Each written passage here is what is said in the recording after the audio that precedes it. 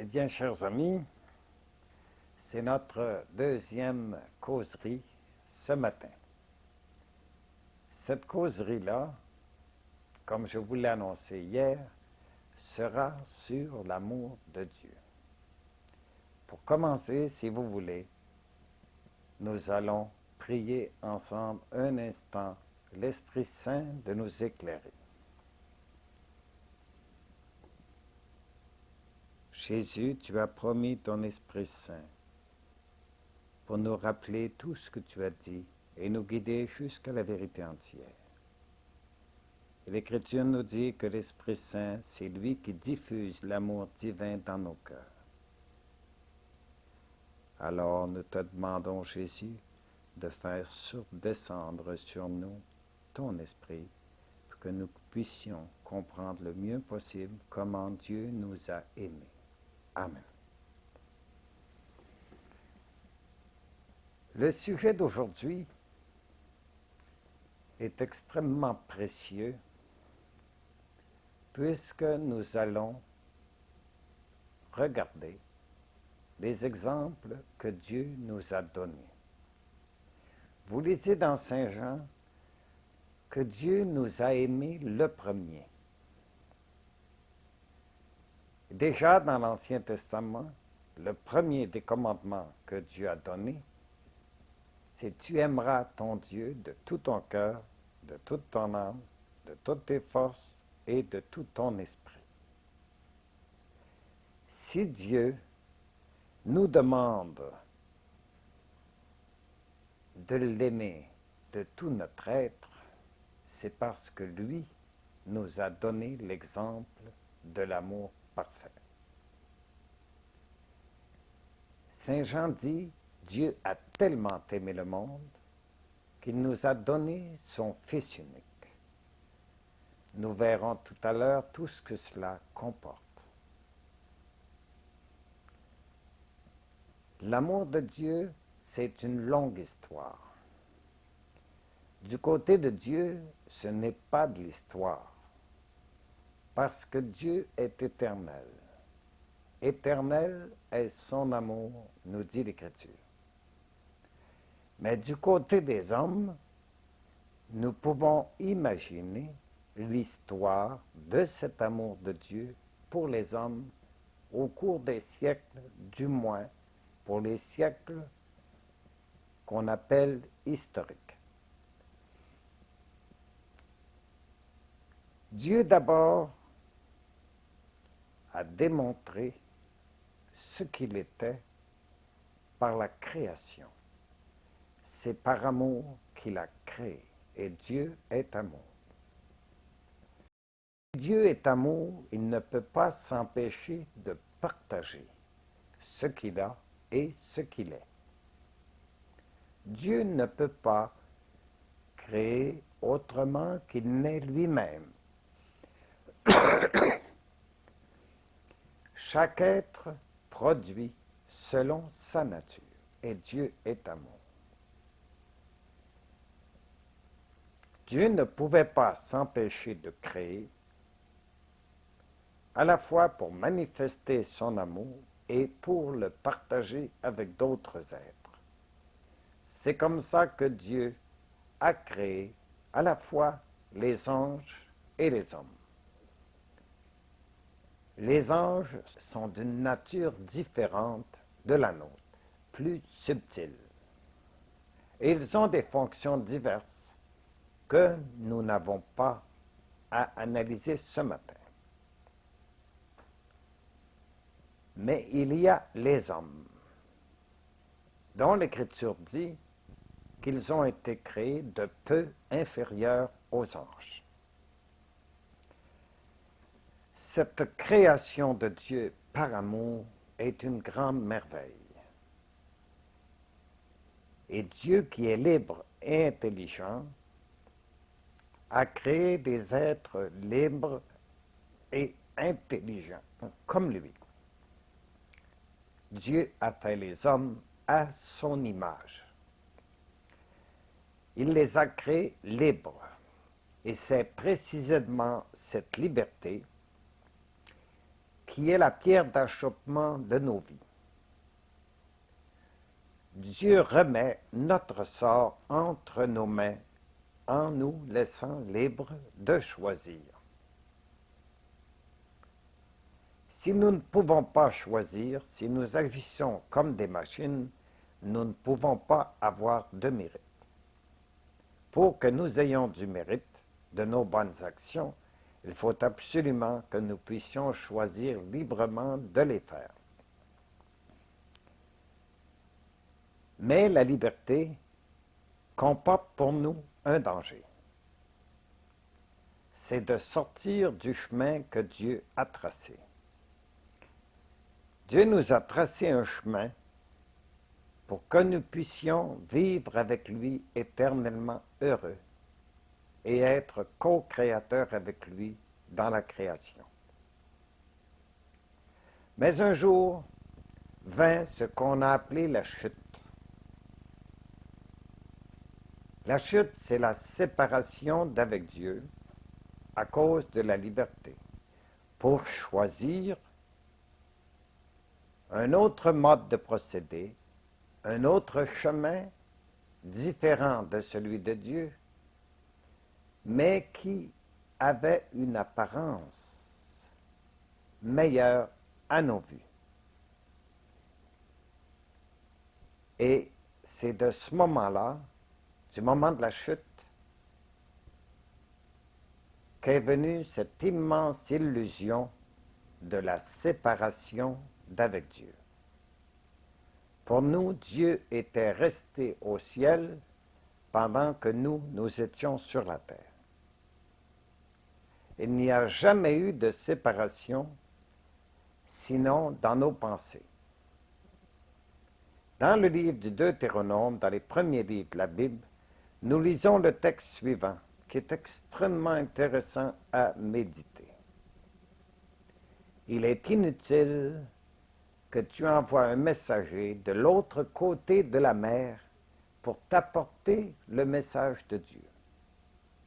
Il est inutile également d'envoyer ce messager au-delà des nuages vers le ciel pour te rapporter le message de Dieu. Non, le message, la parole de Dieu, elle est dans ton cœur pour que tu la médites et la mettes en pratique. Voilà ce que nous trouvons déjà dans l'Ancien Testament.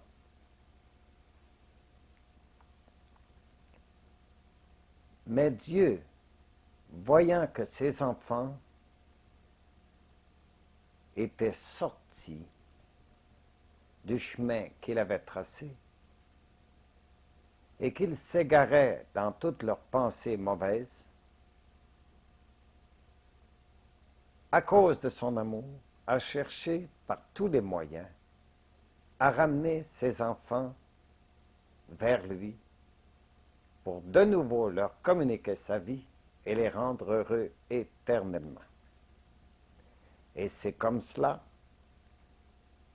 que Dieu a envoyé des prophètes sur la terre pour redire aux hommes son amour, sa parole, la vérité, pour leur indiquer de nouveau le chemin qui pourrait leur permettre d'atteindre Dieu de nouveau. Ces prophètes parlaient à un peuple que Dieu a choisi pour porter son message sur toute la terre. Le père du peuple hébreu fut Abraham. Dieu demanda à Abraham, « Laisse ton pays, tous tes biens, et va dans la terre que je te montrerai. » Abraham a cru en la parole de Dieu, et ainsi il est devenu le père des croyants. Son fils Isaac continua ce que son père avait fait, et vint ensuite Jacob. Et là, il y a vraiment une page intéressante de l'histoire du peuple hébreu. Les fils de Jacob jalousaient l'un d'entre eux, appelé Joseph, et le vendirent comme esclave à des marchands qui s'en allaient en Égypte. Pendant que les uns voulaient le tuer, Rouben décida d'essayer de le sauver. Et enfin, on le vendit au lieu de le tuer. Et 21 jours où la famine éclata en Égypte et en Palestine. On apprit qu'il y avait du blé à vendre en Égypte. On s'y rendit donc. À la fin, Joseph se fit connaître à ses frères car il était devenu l'intendant de l'Égypte et fit venir toute sa famille pour les installer dans la partie du delta du Nil où il y avait des terres fertiles dans la terre de Gésem. Et là, le peuple juif grandit. Ils passèrent plus de 430 ans en Égypte. Alors, Dieu choisit Moïse pour les faire sortir d'Égypte et les conduire jusqu'à la terre promise que Dieu, dans sa bonté, leur avait réservée pour que son peuple fût vraiment un peuple de croyants. Et Moïse fit sortir le peuple avec des prodiges d'éclat, leur fit traverser la mer Rouge, et ils vécurent au désert. Comme la nourriture n'était pas abondante, Dieu leur envoya la manne pour les nourrir. Mais continuellement, le peuple hébreu récriminait contre Dieu et contre Moïse. Si bien qu'un jour, Dieu dit, après toutes ces rébellions, j'ai juré dans ma colère, jamais ils n'entreront dans mon repos. Et les Juifs ont passé ainsi plus de 40 ans dans le désert, et ce sont ceux qui sont nés dans le désert qui sont entrés en terre promise. Josué fut l'un de ceux-là et fut choisi après Moïse pour diriger le peuple hébreu vers la terre promise. Et quand Josué eut passé le Jourdain, qu'il fut entré dans cette terre que Dieu leur avait réservée, il réunit les anciens du peuple et leur dit, choisissez aujourd'hui, si vous voulez servir les dieux de vos pères, les Cananéens, ou servir Dieu. Mais moi, je vous dis que moi et ma famille, nous avons choisi de servir le Dieu vivant. Et tous approuvèrent. Josué éleva une stèle en témoignage de cette promesse du peuple juif. L'amour de Dieu pour son peuple était manifesté de façon éclatante. Il avait donné beaucoup de victoires à son peuple et ils étaient enfin entrés dans cette terre promise par Dieu. La fidélité de Dieu ne se dément pas. C'est la fidélité des hommes qui manque. Alors les Juifs continuèrent à se rebeller de toutes les façons, et quand ils se rebellaient, qu'ils adoraient des idoles, ce qui est arrivé très fréquemment pour les Juifs, Dieu laissait venir les ennemis qui faisaient des invasions. Et après, les Juifs malheureux commençaient à se repentir, à crier vers Dieu. Alors Dieu leur envoyait des juges qui, pendant 200 ou 300 ans, dirigèrent le peuple d'Israël. Les juges rétablissaient toutes choses, et tant que le juge était vivant, les choses marchaient bien. Quand le juge mourait, tout recommençait. L'idolâtrie, prostitution, tout ce que vous voulez. Alors Dieu de nouveau laissait venir les ennemis.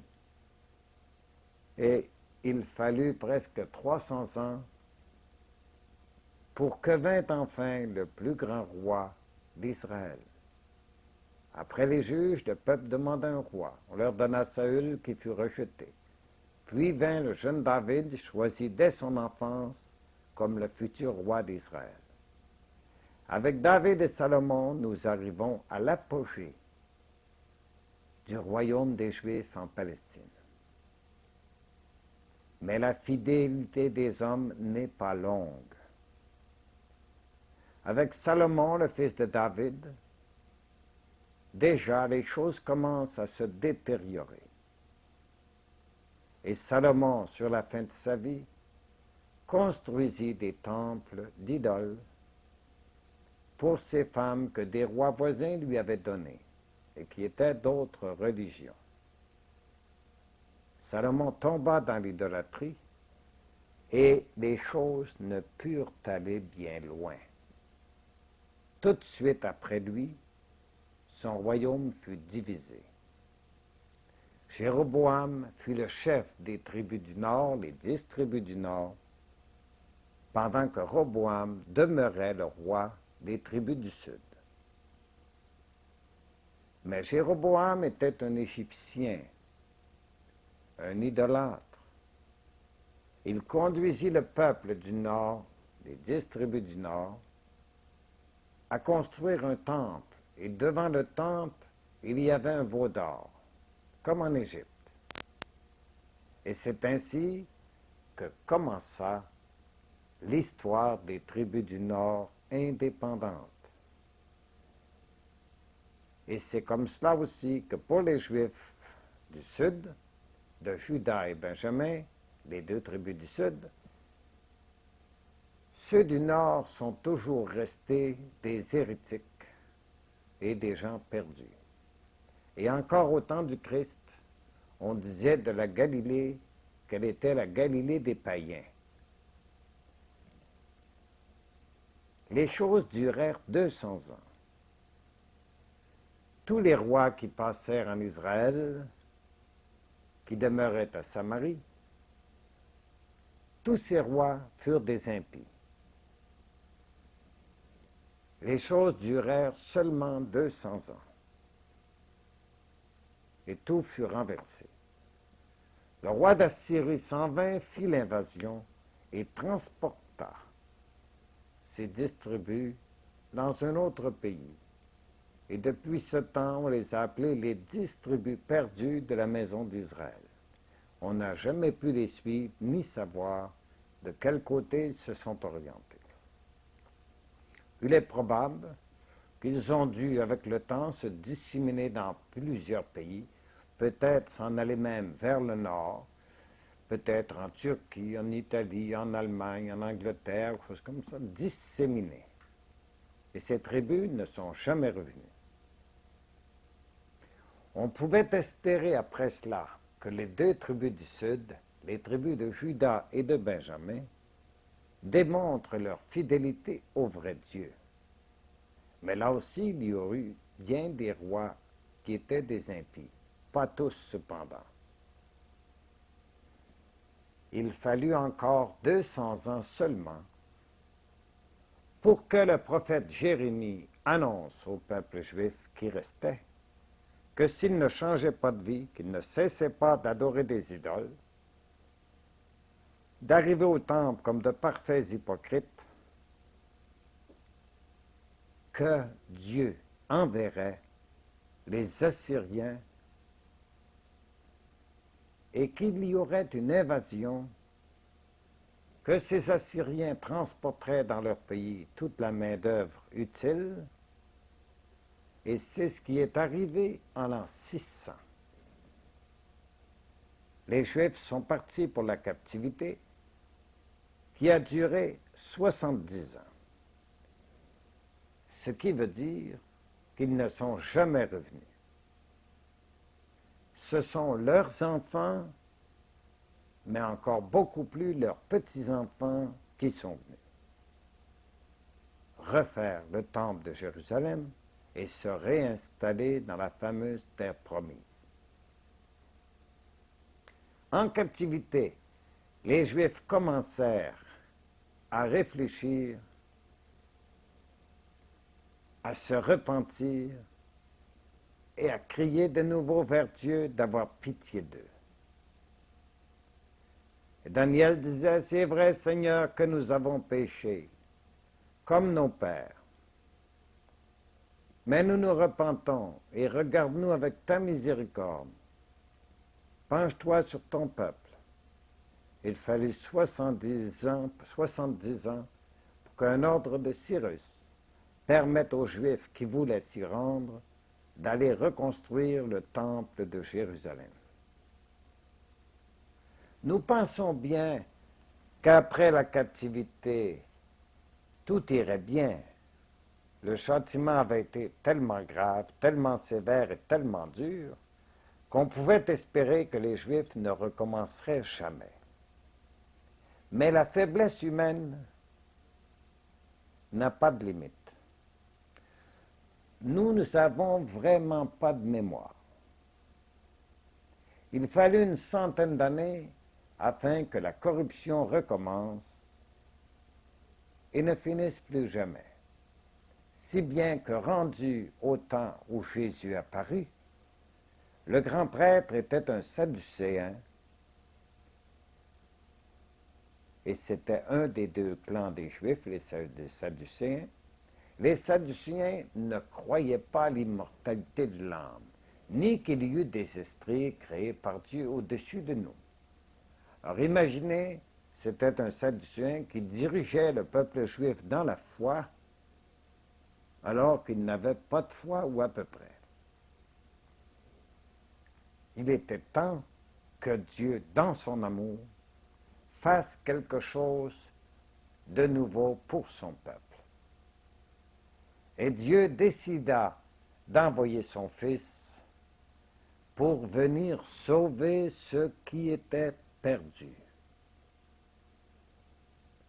Et Jésus apparut sur la terre en naissant d'une femme comme tout le monde pour être un homme comme nous. Il se choisit donc une personne parfaite, toute belle, immaculée, pour lui donner naissance. Et il fallait que Marie, sa mère, soit immaculée pour lui donner un corps parfait. Jésus vient, il vit pendant des années comme tout le monde, de même que Joseph et Marie, ses parents. Il vit comme tout le monde, rien n'y paraît. Personne ne s'aperçoit à Nazareth que là vit le Fils de Dieu et la Reine du ciel et de la terre. Personne ne s'en aperçoit. Jésus vit dans l'humilité comme un homme ordinaire, jusqu'au jour où il commença sa vie publique. C'est le sommet, la venue de Jésus, le sommet de l'expression de la fidélité de Dieu et de son amour pour son peuple. Dieu ne cesse pas d'essayer de ramasser ses enfants dispersés, ces enfants qui se sont égarés, mais qu'il veut à tout prix sauver.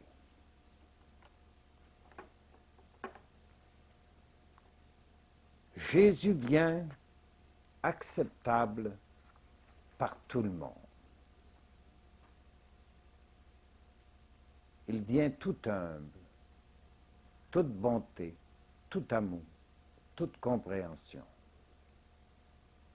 Il se fait l'un d'entre nous pour mieux nous atteindre. Pourquoi le Fils de Dieu a-t-il pris un corps? C'est parce que nous en avons un. Nous voyons avec des yeux et nous entendons avec des oreilles. Nous touchons avec nos doigts. Alors Dieu a envoyé son Fils incarné pour que nous puissions, à notre façon, étant nous-mêmes incarnés dans un corps, avec nos sens, pour que nous puissions le voir et que nous puissions l'entendre et le toucher. Voilà la miséricorde de Dieu qui se penche sur ces pauvres petits pour essayer enfin de les ramener à lui. Sa mission, c'est quoi? Donner la vérité. Sa mission, c'est quoi?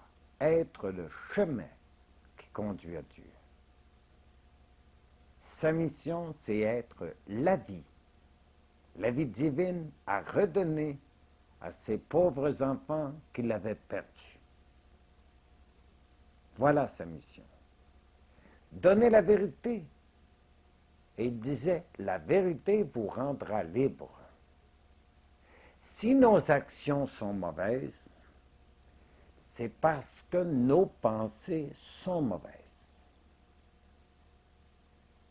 Vous vous rappelez quand Jésus dit « les mauvaises pensées viennent du cœur ». Et il donne comme exemple de mauvaises pensées, de mauvaises actions. Les vols, les homicides, les adultères, les calomnies. Tout. Alors, ce qu'il donne comme mauvaises pensées, ce sont des mauvaises actions. Pourquoi? Parce que c'est la même chose. Quand vous maintenez une mauvaise pensée dans votre tête, elle produira de mauvaises actions. Alors, si Jésus vient donner la vérité, c'est pour corriger nos erreurs, chasser les ténèbres qu'il y a dans nos cerveaux, pour que nous puissions, avec de bonnes pensées, des pensées divines, vivre autrement et faire des actions divines, des actions de fils de Dieu. Et il vient pour être le chemin qui conduit au Père.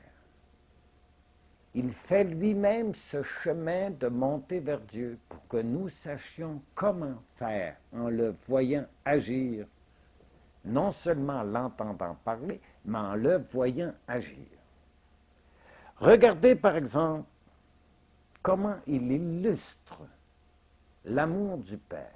Jésus comme l'amour du Père incarné sur la terre pour gagner ses enfants.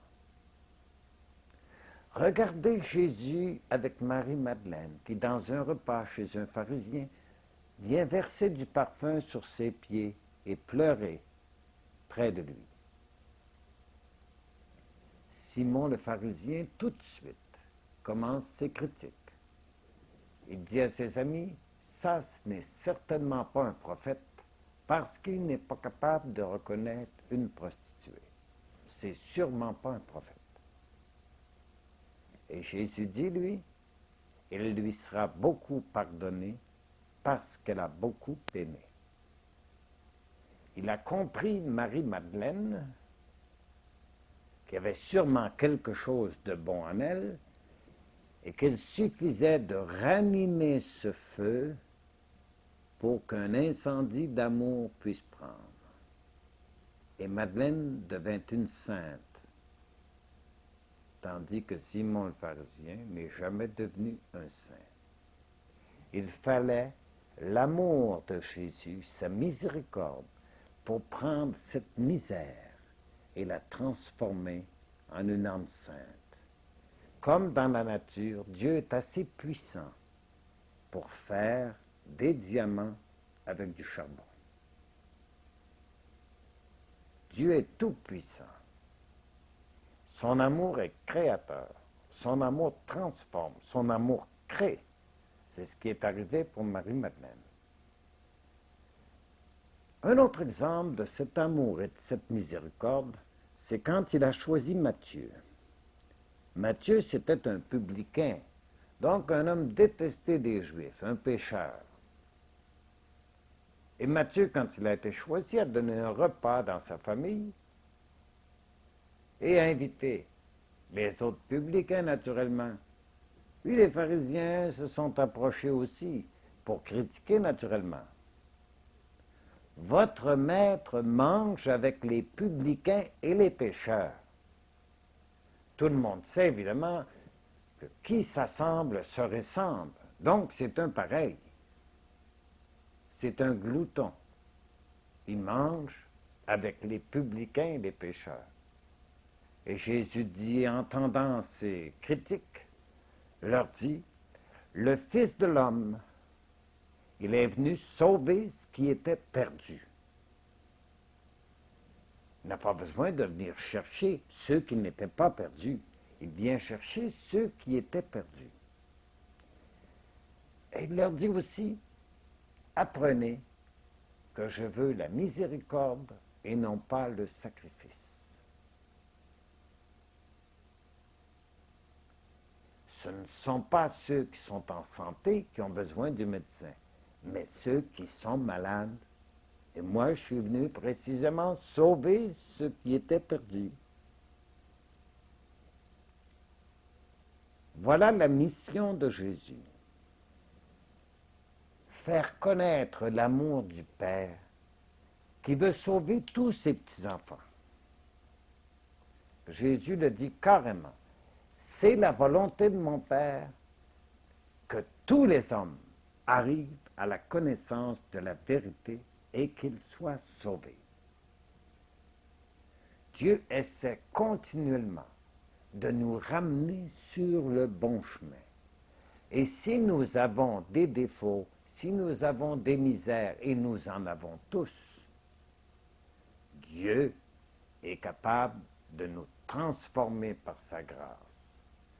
Et déjà, il nous donnait un immense espoir dans l'Ancien Testament quand il disait à Ézéchiel, « Moi, quand je pardonne aux pécheurs, je jette ces péchés en arrière de moi pour ne plus jamais m'en souvenir. » Voilà ce qu'est Dieu. Et maintenant, rappelez-vous ce que je vous ai dit. Jésus a dit, « Je suis la vérité, je suis le chemin, je suis la vie. » Et nous, face à Dieu, qu'est-ce que nous allons faire? Dieu est venu apporter la parole du Père. Et il dit, les paroles que je vous ai dites ne sont pas de moi-même. Je vous ai dit seulement les paroles que mon Père m'a confiées pour vous. Est-ce que nous écouterons ces paroles? Dans l'Ancien Testament, nous lisons déjà, dans le Deutéronome, commencement de la Bible, les commandements que je te donne aujourd'hui, c'est pour que tu les mettes en pratique dans ta vie. Et qu'est-ce que Jésus dit sous cet aspect de la pratique? Il dit, bienheureux ceux qui entendent ces paroles et qui les mettent en pratique. Celui qui fait cela sera grand dans le royaume des cieux. Les théories ne paient pas plus sur la terre qu'au ciel. Le médecin qui a fait un excellent cours de médecine et ne pratique pas ne recevra aucun paiement pour son cours. Le menuisier qui a fait un excellent cours de menuiserie, qui ne travaille pas, ne recevra aucun bienfait pour son cours. Dieu n'agit pas autrement. Et il dit, chacun sera récompensé selon ses œuvres. Aux pharisiens, Jésus disait, vous mettez de côté la parole de Dieu au nom de vos propres traditions. Est-ce que nous n'avons pas fait de même? Est-ce que nous avons cherché à comprendre la parole de Dieu? Est-ce que nous avons prié l'Esprit Saint? Est-ce que nous avons demandé à Marie, la mère de tous les chrétiens, de nous aider, de faire notre éducation comme elle a fait celle de Jésus? Est-ce que nous avons médité profondément l'Évangile pour changer nos pensées et donc faire changer ainsi nos actions? Est-ce que nous y avons pensé? C'est terrible de mettre de côté la parole de Dieu. C'est ce que les pharisiens avaient fait. Et l'Église des pharisiens est tombée parce qu'ils s'étaient détournés de Dieu pour leur propre tradition, leur propre raisonnement, qu'ils enseignent aux fidèles au lieu d'enseigner la parole de Dieu. Bien sûr, nous sommes limités avec notre intelligence, avec nos sens qui ne voient que du matériel. Mais Jésus nous a donné toutes les chances en nous promettant l'Esprit Saint. Nous voyons qu'au jour de la Pentecôte, les apôtres sont transformés après la venue de l'Esprit. De peureux qu'ils étaient, les portes bien barrées par peur des Juifs, ils se mettent à prêcher publiquement. On les emprisonne, en sortant, ils recommencent. Ils ont tous les courages pour proclamer le royaume de Dieu, avec la force et la lumière de l'Esprit Saint. Mais Dieu a dit que l'Esprit Saint serait répandu sur toute chair. Donc, l'Esprit Saint a été promis pour chacun d'entre nous. Bien sûr que nos intelligences sont limitées, mais l'Esprit n'est pas limité. Si nous cherchons vraiment à comprendre la parole de Dieu, Dieu nous donnera la lumière. Il a dit, si vous, tout méchants que vous êtes, vous savez donner des bonnes choses à vos enfants, celui qui vous demande du pain, vous ne lui donnez pas une pierre. Combien plus le Père Céleste donnera-t-il l'Esprit Saint à ceux qu'il demande? Avec une telle promesse, nous pouvons toujours être sûrs qu'en priant, en cherchant à comprendre l'Évangile, que nous atteindrons la vérité. Et là, nous pourrons enfin être fidèles à la parole de Dieu, correspondre ainsi à la fidélité de Dieu qui ne se démange jamais. C'est très grave que Jésus a dit, celui qui croira sera sauvé, celui qui ne croit pas, il est déjà condamné.